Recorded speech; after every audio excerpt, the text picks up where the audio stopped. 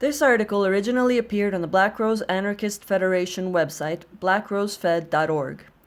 It was published on January 18, 2019, and is read here by a Black Rose member. Climbing the Ladder. Brown Politicians Will Not Save Us, by Ella Mendoza.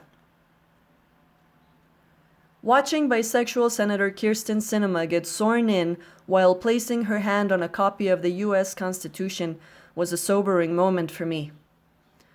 As one of many undocumented organizers around the country, I've spent the past few months focused on establishing support networks with members of the migrant caravan, fundraising for the many migrant families affected by the fast-paced changes in immigration policies, while building momentum with local and national campaigns around #AbolishICE.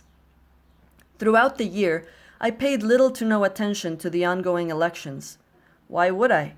Being undocumented not only means a lack of documentation, it means a lack of humanity under the gaze of anyone in power.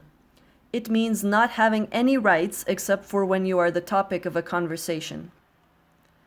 From the very beginning of this political race, I knew none of the smiling faces in suits cared about my existence.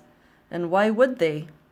Sinema getting sworn in with the Constitution instead of a religious text may have been a huzzah moment for atheists worldwide, but to me it was a reminder that no matter how friendly and feminist this new system might become, I was still subject to its laws that have declared my body illegal, my actions unforgivable. It doesn't matter how old I was when I crossed the border or how the actions of this country have had an impact on my homeland, how these very actions started the chain of events that led to me immigrating here. In this world of neoliberal feminism, we worship laws and we follow them. The future is female seems to mean the future is a cisgender law-abiding woman. The future is brown girls in hoops passing laws that will inherently send other brown girls in hoops to prison. And while I see the need for representation in many fields, electoral politics is not one of them. By increasing the representation of black and brown bodies in office, we are only contributing to the narrative that these changes shift power, when in reality the only shift in power can come from below.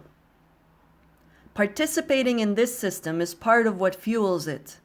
The popular eagerness for validation, the needless fetishization that comes from climbing the ladder. Any elected official is an agent of the state, just as every cop is an enforcer of the state's power.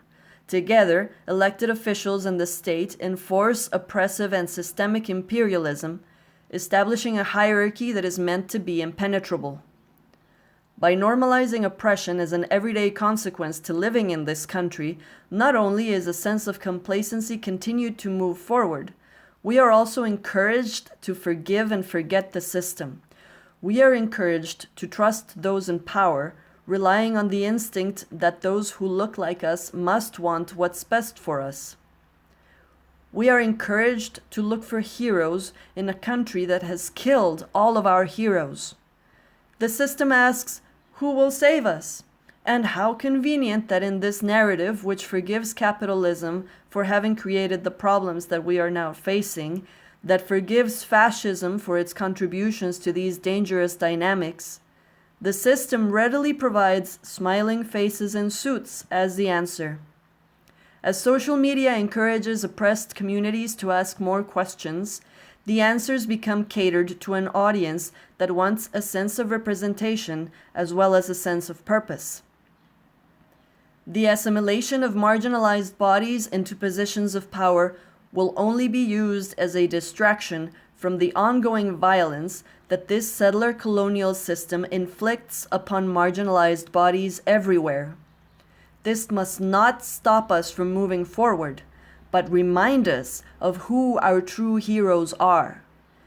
As an undocumented queer migrant, a descendant from the Amazons, my heroes are my people, the grandmothers who fought back against the colonizers, the indigenous warriors who continue to fight back when all seems hopeless, who have not won power by campaign or promise, but by the need to fight back.